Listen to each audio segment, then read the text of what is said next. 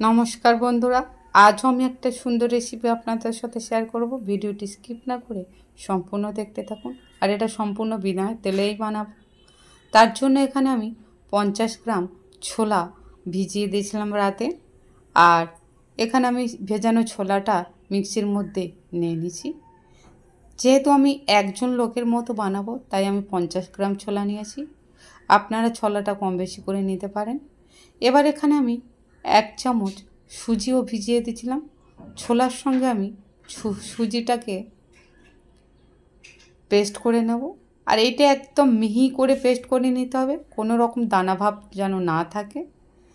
ছোলার ডাল আর সুজির পেস্টটা আমি বাটিতে নিয়ে নিয়েছি। এবার এখানে আমি পরিমাণ মতো ময়দা নিয়ে নিয়েছি।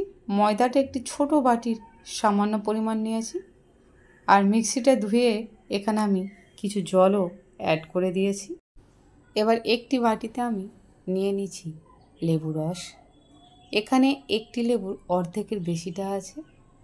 এবার এর মধ্যে যে বীজগুলো আছে বা লেবুর দানাগুলো আছে, সেগুলো আমি বেছে ফেলে দেব। লেবু রসের সঙ্গে আমি এখানে খাবার সোডাটা গুলে নিয়েছি। এবার এটা আমি ছোলার ডাল আর ময়দার ব্যাটারের সঙ্গে অ্যাড করে দেব। আর দিয়ে দেব এখানে স্বাদ মতো নুন। আর দিয়ে দেব 1 চামচ চিনি। যেহেতু এখানে ছোলার ডাল আর লেবু দেওয়া আছে, তার জন্য আমি এখানে 1 চামচ চিনি দিলাম, যাতে না খুব বেশি মিষ্টি হয়ে যায়। এবার এটা খুব ভালো করে আমি গুলে নেব। এটা এমনভাবে গুলে নেব যাতে না এর মধ্যে কোনো রকম দানা ভাব থাকে। আর ব্যাটারটা কিন্তু মোটা করলে হবে না, তার জন্য এখানে আমি আরও একটু জল দিই আবারও এটা খুব ভালো করে গুলে নেব। ব্যাটারটা কিন্তু পাতলা করতে হবে, ঠিক এভাবে। আর আমি কতটা পাতলা করেছি আপনারা দেখতেই পেয়েছেন বন্ধুরা। ব্যাটারটা খুব ভালো করে আমি গুলে নিয়েছি। ব্যাটারটি ঠিক এরকমই পাতলা থাকবে। চলে যাব আমি নেক্সট স্টেপে। এবার একটি কাপড়ে তেল একটু ভিজিয়ে চারিপাশটা তাওয়ার লাগিয়ে নিলাম।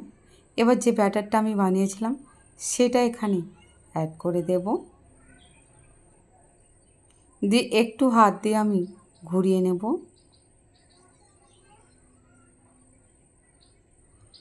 আর একটু পরেই এর চারিপাশটা কিন্তু জালি জালি ভাব চলে আসবে। এবার এইটা আমি একটু উল্টিয়ে দেব।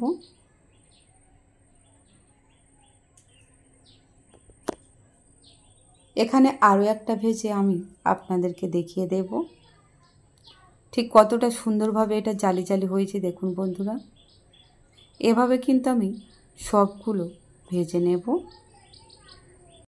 আমার ছোলার ডালের জালি রুটি রেডি। রেসিপিটা কেমন লাগলো তো অবশ্যই কমেন্ট করে আমাকে জানাবেন বন্ধুরা। ভালো লাগলে লাইক, কমেন্ট, শেয়ার, সাবস্ক্রাইব অবশ্যই করবেন। ভালো থাকবেন, সুস্থ থাকবেন।